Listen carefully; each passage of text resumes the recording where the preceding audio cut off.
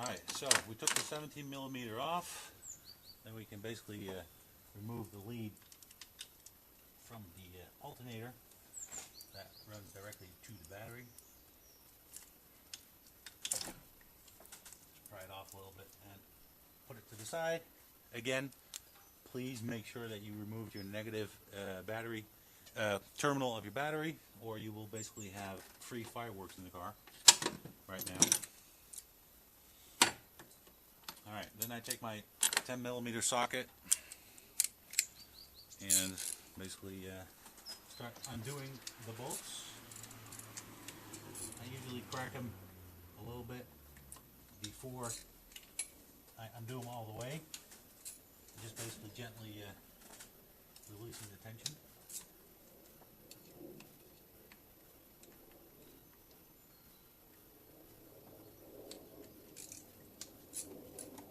And of course you can use power tools, but personally I don't like it, so I don't use it.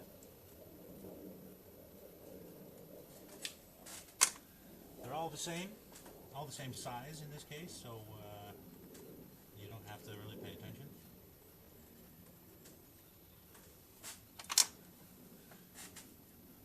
And you'll see why. It is possible, by the way, to do this job without removing the radiator, but it is extremely tight, and if you basically just slip and slide, or I don't know, whatever you do, you're going to damage not the alternator, but the radiator.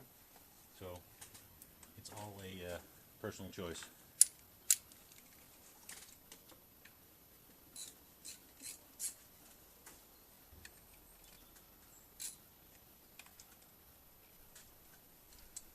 So 3 left. As you can see, this is also a relatively straightforward task. Of course, if you have the tools and the time, and your tools aren't slippery and covered with coolant like mine, that makes it very hard to get a grip. Well, we're getting there.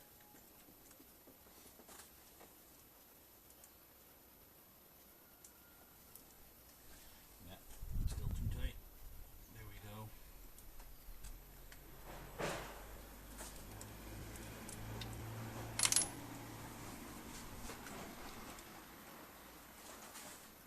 Almost done.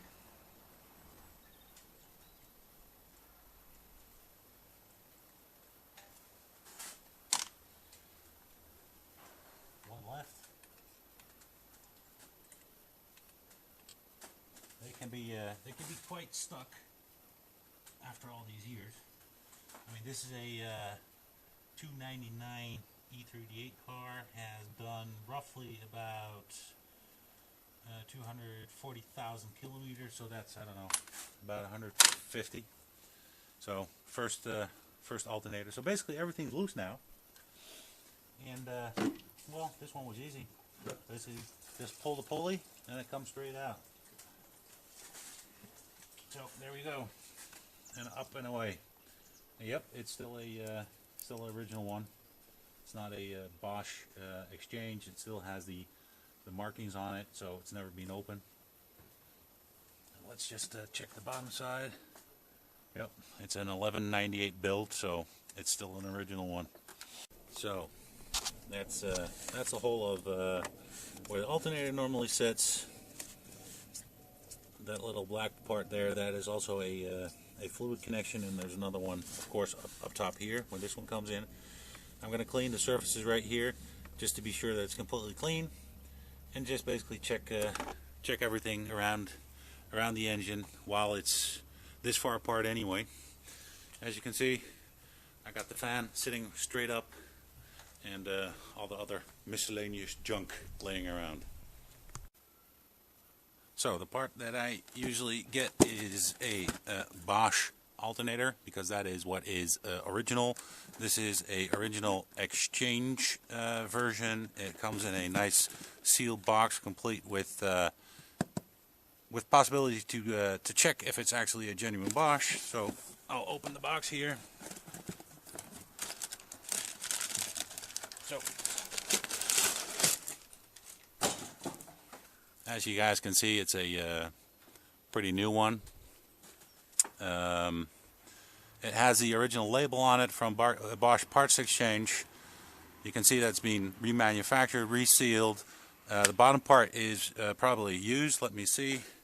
This one is from 11 of 99, so that's the base. That's why there's a warranty or a core charge on your old alternator. So now we're basically going to put this one in. I'm going to cut off the tag here.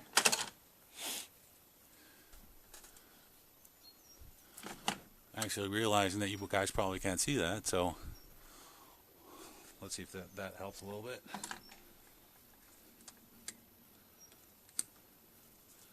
So I'm going to slide it in. What I did is I cleaned the surface down there where it basically is going to fit the housing. All the alternators should have a new O-ring right there.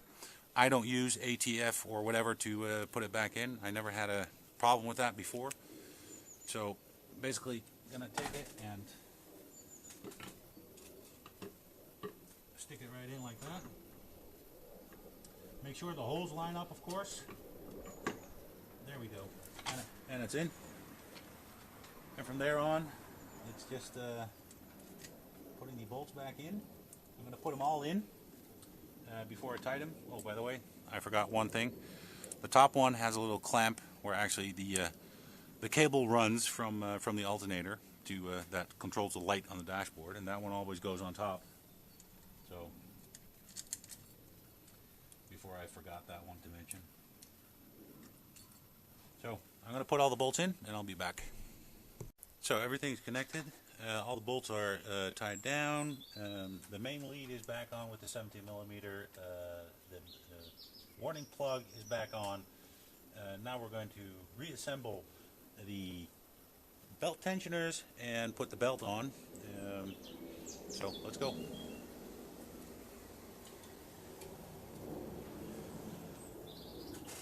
Basically take it, slide it in, start turning.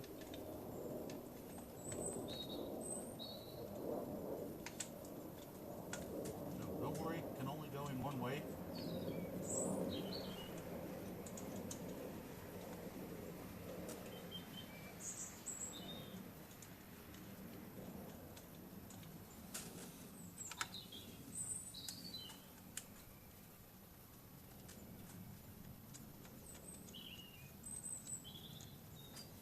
Don't tie it down quite yet.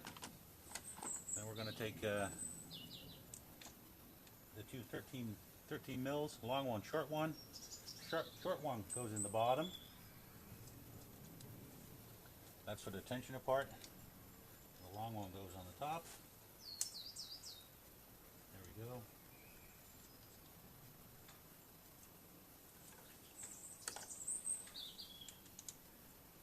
Be sure before you tie everything down that the pulley is center on the bolt, so you actually don't rip it apart when you tie it down.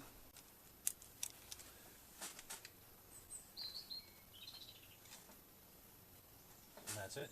Still spins. Perfect. Take the cap. Basically put the cap on and let it click. There we go. And then we take the 13 mil.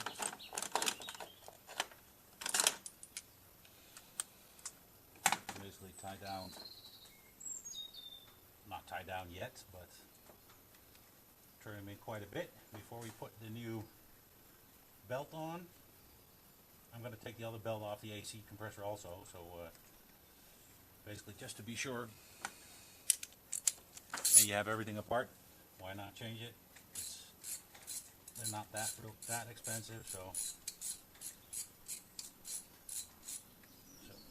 tight, just give it a little loose and then check if everything moves. So as you can see, they move. This one's fixed and the other one is basically the real tensioner.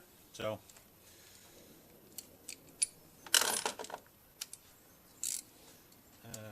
then if you want to change the belt on the AC compressor while you have it off anyway, it's a 13 and a 10.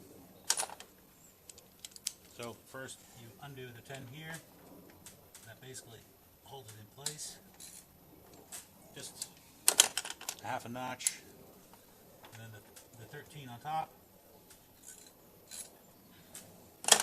and then it should be loose. There we go. And you can just take the belt off as is.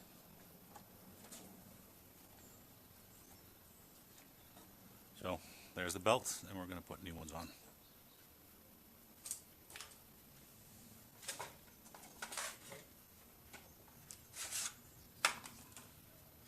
So got new belts from Contitech, basically OEM belts. They don't squeak, they don't squeal. They have a nice nice long lifespan.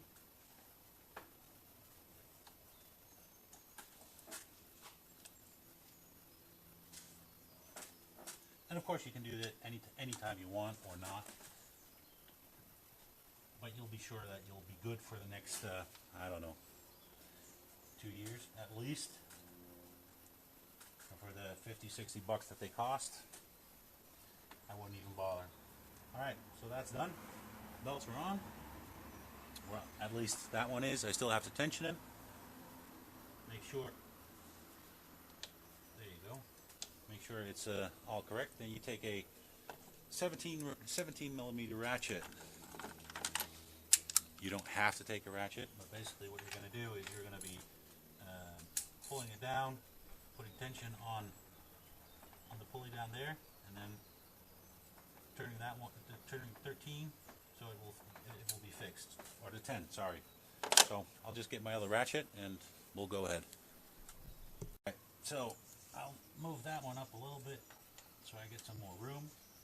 Basically tension it all the way down, take another ratchet and basically tie it down. There you go. As you see, it doesn't move anymore. Then you take the 13 mil that's on top of the 17 and basically make sure that one's tight. So now you have a very nice tensioned belt. Now we're going to do the big one. Also a new Contitech belt. System works the same. Always remember how it came off, because that will make life real easy when you want to put it back on.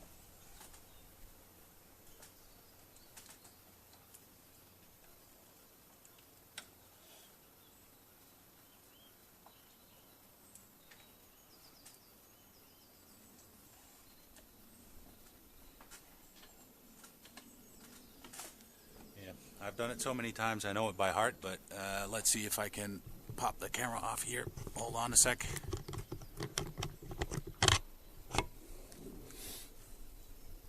So they're on. Two tensioners here and here. You're going to take a 17 millimeter and basically tension it up, then tying down the 13 right there, and then all the belt should be tied down as is. So let me stick you guys back up here.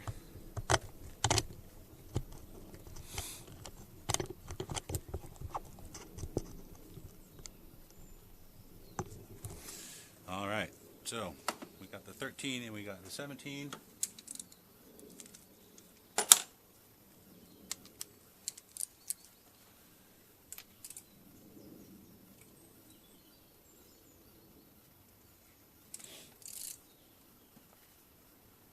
So, and I need a little extension.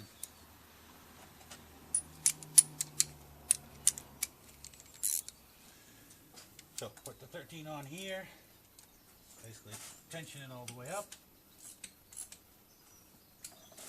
There you go. It's fixed, and then tie down. There you go. All tension.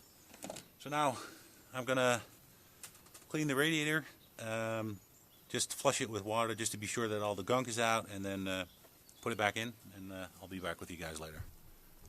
So radiator's going back in. As you can see, I clean it up. When you put it back in, be sure you have the proper grommets on the side of the radiator, because they basically fit into slots on the side here. That makes it nice and snug. So actually your radiator will be secured to the car and not just hang loose. So putting it in,